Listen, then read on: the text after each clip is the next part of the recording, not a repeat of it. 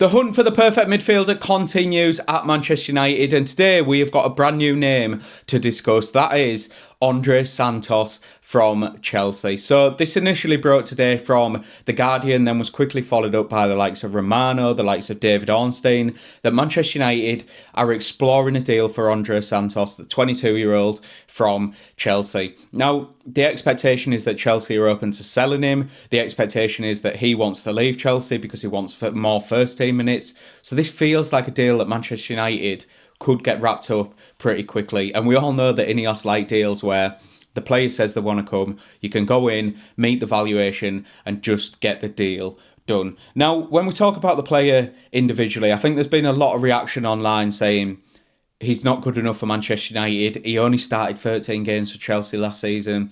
Why would we go and sign a player from a team that finished below us and he's barely starting for them? Now, I think you have to caveat that initially by saying he's playing behind Enzo Fernandez and Caicedo. If you talk about midfields in the Premier League, I don't think there's many midfielders that go into that Chelsea team and dislodge them two. You can think what you want about that Chelsea team in terms of it's too young, it's inexperienced, or whatever you want to think, but them two are going to play. Them two are fit quite a lot. So the fact that Santos only started 13 games, I would probably expect with that team that they've got, it's not based on his ability or his form or injuries. It's based on the fact that them two are very good midfielders. So that's not really a massive concern for me. Now, if we talk about the player stylistically, what he can do on the pitch, I think you're seeing a slightly different player at Chelsea to what we saw at Strasbourg. So the player at Strasbourg, I think Manchester United fans would actually be really excited about signing. If we were linked to a player from Ligue 1 who had done what he'd done, we'd be saying, yeah, that is a deal we want to do, because he scored 10 goals in his last season at Strasbourg, 90th percentile plus for defensive contributions, 90th percentile for a lot of passing drills in terms of forward passes, progressive passes, line breakers, all that type of stuff. He was high percentile for all of that type of stuff at Strasbourg. And the funny thing is, some data came out in terms of comparison between him, Kobbie Mainoo, Matheus Fernandes, Sandro Tonali, Casemiro, and Elliot Anderson. Now, in terms of dual percentage won, Santos is actually top of the list with 98 percentile duels won. That is a crazy statistic. And yes, he's played the least minutes out of all of them midfielders. But by comparison, Casemiro 75%, Matheus Fernandes 82%, Elliot Anderson 68%. So he is a player that can win duels, cut around the pitch. And that is a profile we need alongside Kobbie Mainoo. It's also a profile we need to replace Casemiro in terms of being able to cut around the pitch and break up play. Another really interesting one is forward passes. If you watch Andrey Santos, he plays forward quickly. He does. And if you think about what Casemiro used to do at Manchester United, he was quite risky in last season. On the ball, he was a player that would play the first time pass round the corner to the likes of Bruno Fernandes, or in behind to Mbeumo or Sesko or Cunha. Santos has got that. He has, if you watch him, and the data backs this up, 98th percentile for forward passes. And that by comparison to all of them other players that I've just mentioned, Kobbie Mainoo's closest to that. That is the data that's coming out about Santos. Yes, it's over a smaller sample size because he played less minutes than all of them players, but he is a very intriguing profile for this Manchester United midfield. I could see him working alongside Kobbie Mainoo in terms of, you think about them games where we're expected to dominate, but you're going to have maybe like a Bournemouth, someone who's going to transition, someone who can put you under pressure when they get on the ball. I think Santos will be really good alongside Kobbie Mainoo in a game like that. Now, what is my reservation about this deal? What is my big concern about this deal? It's the fact that we've already agreed a deal for Ederson. And that, I'm trying very hard not to slander Ederson because I think he does bring certain qualities to this Manchester United team. But if you said to me, your first two midfield signings of a midfield rebuild, which is what Ineos have labelled it, as well as the media, and you said to me it's Andrey Santos and Ederson, I would be like, that's underwhelming. That is underwhelming. Both of them are squad options currently.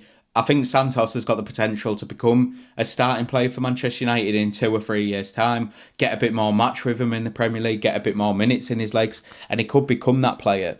But he's not right now. Manchester United need a player to replace Casemiro, one of the greatest midfielders we've ever seen. Yes, he wasn't that at Manchester United, but a lot of the attributes that Casemiro had in terms of his aerial ability, his ability to pass forward, obviously his ability in both boxes, is massively underestimated because people look at him and say, oh, we'll improve by just getting someone that can run around. That is not the case. If you put Carlos Baleba in our team last season, I don't think Manchester United finish higher, but just because he can cover ground. I don't think that's the case. The style has to fit the players that you've currently got. You think of Kobe Mainoo, and I think he just needs someone alongside him that can cover ground. But you also need someone with aerial ability. You need someone that can win the duels. It's no good being able to just sprint all over the pitch, but your duel percentage is quite low. You look at Manuel Ugarte, and he came into Manchester United with this idea of it being a duel monster, going around the pitch, breaking down play and passing it on. But we've seen that Ugarte can't do that. Yes, he'll go and press, but he'll go and press over there and leave a massive gap in behind him. Or he'll go and press and he'll get evaded because he doesn't have the physical presence. Yes, when he engages in the duel, his statistics are quite high, but the fact that he goes and presses up there, the fact that he can't actually pass it when he gets the ball, that's the limiting factor for Manuel Ugarte. Now, Ederson and Santos, like I say, good options for Manchester United, but I would struggle to get behind this deal if it's at 40 to 50 million pound, like it's reported. You've just spent a chunky old budget on two players that aren't guaranteed starters for Manchester United.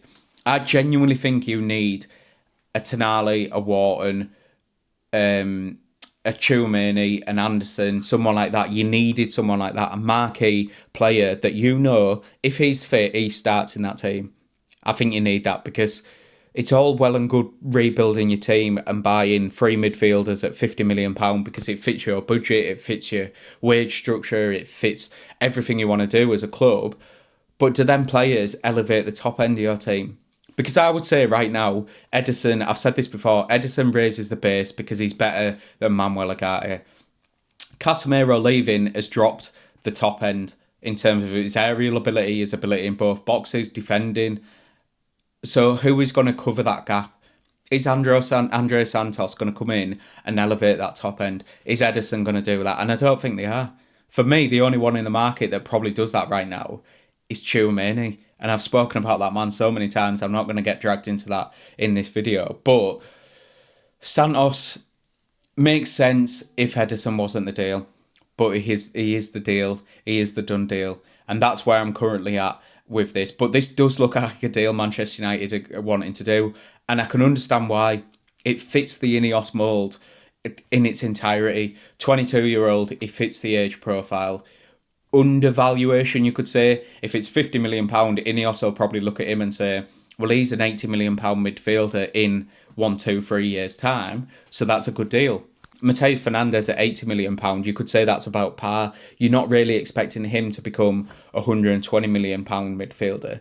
So that's why Manchester United have seemingly not done that deal. Wages, I don't think will be a massive concern. I think despite like the high spending at Chelsea, they are quite good in terms of their wages. So I think he probably comes in, gets a little bit of a bump on that, but it's nothing too egregious. Ineos love all of that. Ineos will love all of them different dynamics, and the fact that he does have the ability to play in the Premier League, we know that is an important factor. Whether you think that's right or wrong at this point, I would probably say Manchester United will now, currently where we are in this market, be better off shopping abroad, going to the likes of Liga and Spain and Italy and buying players from there. Like the Ederson deal in reality looks like a half decent deal, because of the valuations of the likes of Scott and Baleba and Wharton being 70 or 80 million, Ederson with his experience at 40 kind of makes sense. I've rambled a bit there. Do I like Andrey Santos as a football player? Yes, I do. Do I think he adds something to Manchester United? Yes, I do. Do I think he should be our second midfield signing alongside Ederson? Probably not. Probably not at this point. Get down in the comments, let me know if you agree, disagree, if you've seen a lot of Andrey Santos, do you like him? I've watched a bit of him at Strasbourg, I've obviously seen glimpses of him at Chelsea. The data backs up, I can understand why Manchester United like this deal. But yeah, get down in the comments, let me know if you think Manchester United should be doing this deal. And also, drop me a like, drop me a subscribe, do all of that good stuff. The channel is growing. I'm enjoying doing this longer form stuff, and there's a lot going on at Manchester United. So keep it locked, because there will be a lot more videos coming out over the next few weeks. I will see you in the next one.